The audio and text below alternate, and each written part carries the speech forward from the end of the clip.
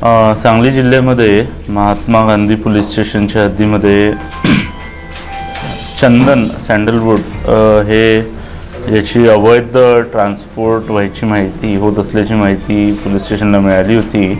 त्या अनुषंगाने जकात नाका या ठिकाणी पोलीस आणि वन विभागाने एक जॉइंट ऑपरेशनमध्ये ट्रॅप लावला होता आणि त्याच्यामध्ये एक आपल्याला गाडी मिळालेली आहे कर्नाटका पासिंगची। त्यामध्ये जवळजवळ 1 टन चंदन याच्यामध्ये मिळालेलं आहे आणि त्याच्यामध्ये एक आरोपीला सुद्धा अटक करण्यात आलेली आहे। याच्यामध्ये चंदनाची किंमत जी आहे ती जवळजवळ 2,45,85,000 आणि 10 लाखाचं टेम्पो असं 2,55,85,000चं मुद्देमाल या रेडमध्ये जप्त करण्यात आलेला आहे।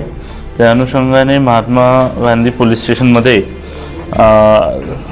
379 IPC सोबत भारतीय वन अधिनियम 1942चे कलम 41, 42, 66, 66A व महाराष्ट्र वन नियमावली 2014 नियम 82 व महाराष्ट्र वन अधिनियम कलम 129 प्रमाणे गुन्हा दाखल करण्यात आलेला आहे। याच्यामध्ये एका आरोपीला अटक करण्यात आलेली आहे आणि पुढील तपास सुरू आहे।